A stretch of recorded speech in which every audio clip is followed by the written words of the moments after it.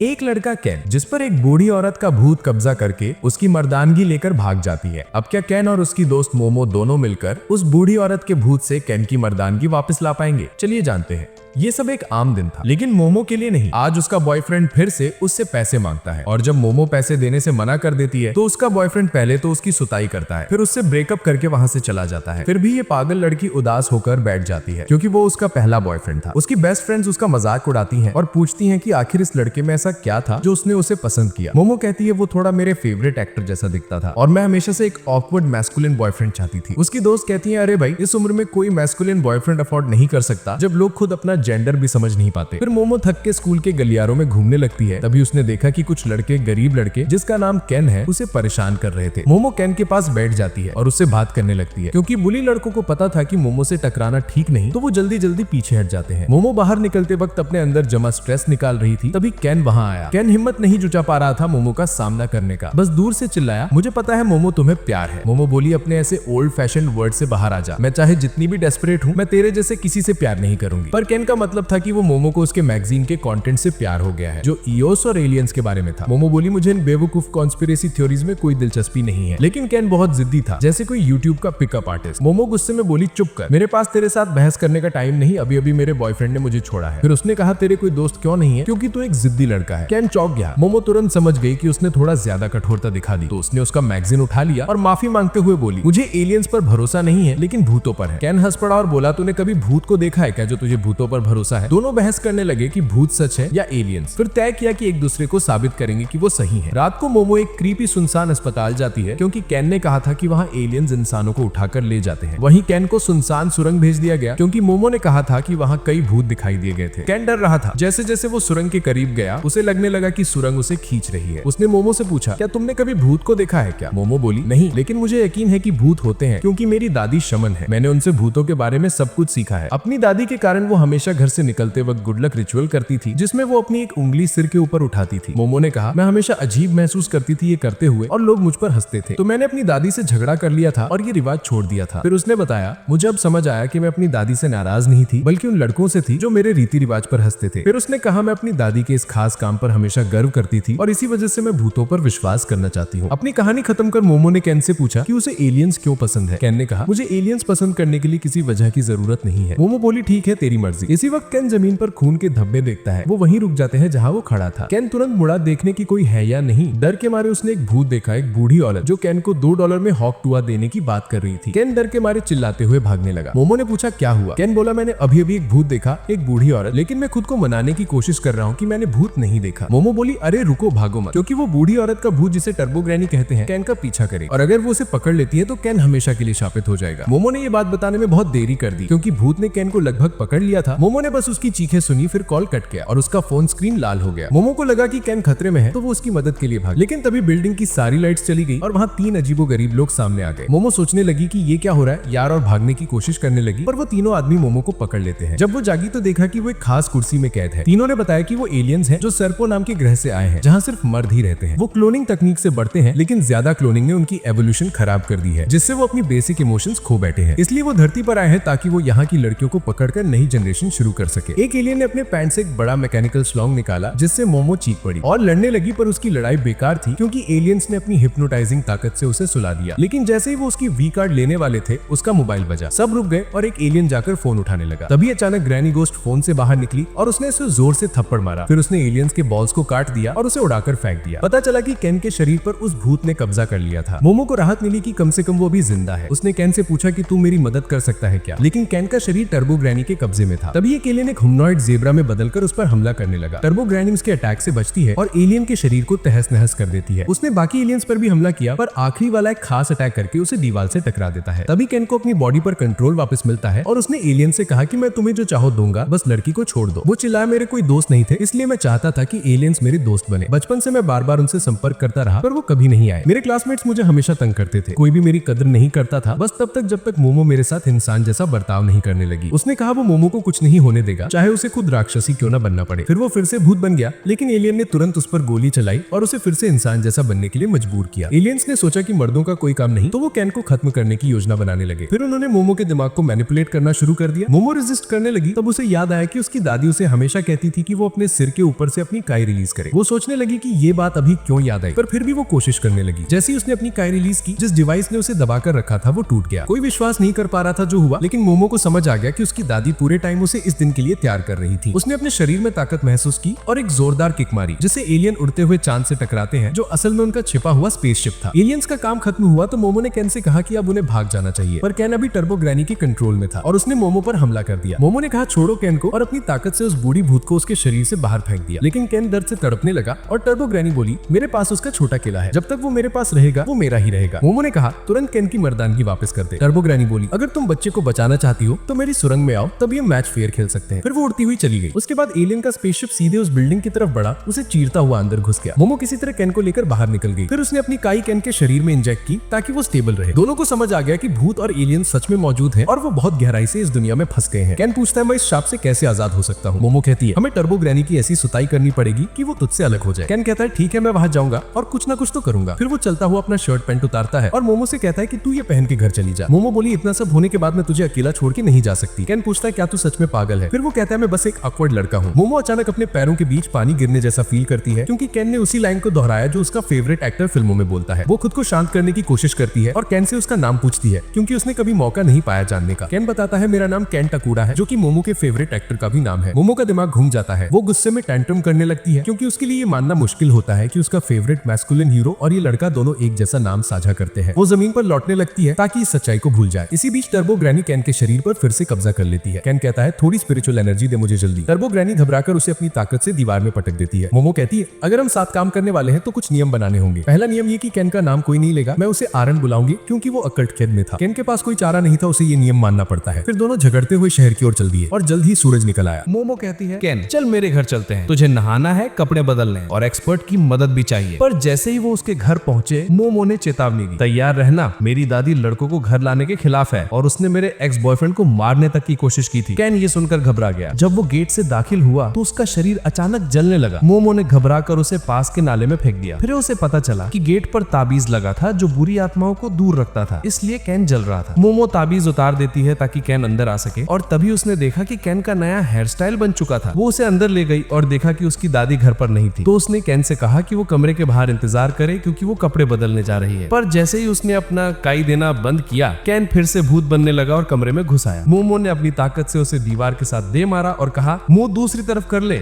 मैं बदल रही हूँ। फिर जब उसने फिर से काई देना बंद किया, कैन फिर भूत बनने लगा और फिर कमरे में घुसा। मोमो ने फिर उसे दीवार से दे मारा और कहा मुंह हटा के देख। जब वो तैयार हुई तो उसने कैन को अपने पुराने कपड़े दे दिए, लेकिन कैन अभी भी लड़की के कमरे में आने को लेकर शर्मिंदा था। फिर अचानक मोमो ने पूछा जो टर्बो ग्रैनी ने कहा क्या इसका मतलब है कि क्या वाकई अब तेरे नीचे कुछ भी नहीं रहा? कैन तुरंत साइड में जाके चेक करने लगा और डर के मारे पता चला कि सच में उसकी मर्दानगी चली गई है। वो घबरा गया, लेकिन मोमो ने उसे चिढ़ाते हुए कहा तो दिखा भी तो सही। कैन उस पर आरोप लगाता है कि ये सब उसकी वजह से हुआ क्योंकि उसने उसे उस सुरंग में जाने की चुनौती दी थी। मोमो जवाब देती है नहीं, तू पहले आया था मेरे पास अपनी ओकल्ट वाली बातें लेकर। कैन चुप हो गया और माना मैं बस तेरे साथ दोस्ती करना चाहता था, इसलिए जरूरत से ज्यादा क्लिंगी हो गया, पर अब समझ आ रहा है कि हम दोनों बहुत अलग हैं। वो मोमो से माफी मांगता है कि उसने उसे इस खतरे में घसीटा और कहता है इस ड्रामे के खत्म होने के बाद मुझे भूल जाए। मोमो नाराज हो जाती है और कहती है अगर तू ऐसे ही लोगों को दूर भगाता रहा तो कभी दोस्त नहीं बना पाएगा। फिर वो कैन के करीब जाकर उसे छेड़ने लगती है ताकि वो कुछ प्रतिक्रिया दे। तभी कैन अचानक कहता है तू बदसूरत है। मोमो चिढ़ जाती है और उसका कॉलर पकड़ लेती है। कैन कहता है तेरे पास कोई टैक्ट नहीं है, तेरे शब्द मेरे सेंसिटिव दिल को चोट पहुंचाते हैं। तभी उनकी लड़ाई के बीच डोरबेल बजती है। कैन कहता है लगता है मोमो की दादी वापस आ गई। मोमो बस उससे कहती है चुप रहे, हमारा डोरबेल ऐसा नहीं बजता। तभी उसे याद आता है कि उसकी दादी ने एक बार बताया था कि उनके 2 डोरबेल हैं, एक इंसानों के लिए और एक बुरी आत्माओं के लिए, और उनमें से एक अभी उनके दरवाजे के बाहर बज रहा था। मोमो घबरा जाती है क्योंकि अब बुरी आत्मा उनकी प्रॉपर्टी में आ गई है, क्योंकि उसने वो ताबीज जो गेट पे लगा था हटा दिया था। अब वो वापस लगाने का फैसला करती है ताकि बुरी आत्माओं को दूर रखा जा सके। वो कैन से कहती है कि वो बाउंड्री के बाहर ही इंतजार करे जब तक दादी घर ना लौटे। पर जैसे ही वो बाहर निकलते हैं आसमान अचानक काला पड़ जाता है और घर और बागीचे के चारों तरफ मोटी पत्थर की दीवारें बन जाती हैं। कैन और मोमो डर के मारे पागल हो जाते हैं क्योंकि अब वो फंस गए हैं और वो ताबीज बाहर गेट पर नहीं लगा सकती क्योंकि गेट दीवार के साथ जुड़ चुका है। फिर उनके नाक से खून बहने लगता है। मोमो चारों तरफ देखती है कि ये क्यों हो रहा है। तब वो देखती है कि एक विशाल दानव उल्टा लटक रहा है उनके घर के ऊपर। वो उन्हें बोलता है तुम सब बुरे लोग लोग हो जो अपने वादे तोड़ते हो। फिर वो हमला करने की कोशिश करता है, लेकिन मोमो जल्दी से कैन को खतरे से दूर धकेल देती है। दानव का मुक्का ताबीज और दीवार को लग जाता है। ये विशाल सुमो स्पिरिट उनका पीछा करता है और कैन से उसकी मर्दानगी मांगी जाती है। कैन सोचता है कि अब तक उसकी मर्दानगी को मांगने वाली ये बात उसकी पूरी जिंदगी में पहली बार हुई है। फिर कैन बताता है कि ये दानव कोई भूत नहीं बल्कि एक एलियन है जिसे फ्लैटवुड मॉन्स्टर कहा जाता है और ये पूरी दुनिया में देखा गया है। वो मानता है कि जो डोरबेल बुरी आत्माओं को महसूस करता है वो एलियन की वजह से ट्रिगर हो गया होगा और दोनों में कोई सिमिलरिटी जरूर होगी। इसी बीच विशाल एलियन अपने मुंह से जहरीला काला धुआं छोड़ने लगता है। मोमो कहती है कि अगर हमने कुछ नहीं किया तो हम मर जाएंगे। तब सब कुछ और भी बेकार हो जाता है जब टर्बो ग्रैनी फिर से कैन के शरीर पर कब्जा करने लगती है। मोमो उसे दबाने की कोशिश करती है पर एलियन हमला करता है और उनका घर तबाह कर देता है। वो भागकर एक स्टोर रूम में छिप जाते हैं। वहां मोमो भूत को पीछे धकेलने में कामयाब हो जाती है पर कैन का बायां हाथ अभी भी शापित रहता है। मोमो अपनी ताकत लगाकर ग्रैनी गोस्ट का पूरा शाप हटाने की कोशिश करती है। तभी कैन के दिमाग में एक आइडिया आता है। वो कहता है चलो शाप को पूरी तरह मुझ पर छोड़ देते हैं क्योंकि मैं उस ताकत का इस्तेमाल एलियन से लड़ने के लिए कर सकता हूँ। तभी एलियन उन्हें खोज लेता है और स्टोर हाउस को नष्ट कर देता है। वो मुश्किल से बाहर निकलते हैं। कैन मोमो से कहता है बस मेरे शरीर पर से शराब हटा दो, दिमाग पर रखो ताकि मैं ठीक से लड़ सकूं। मोमो कहती है मैं अपनी ताकत इतनी काबिलियत तक नहीं पहुंचा पाई हूँ। फिर भी वो पूरी कोशिश करती है। जब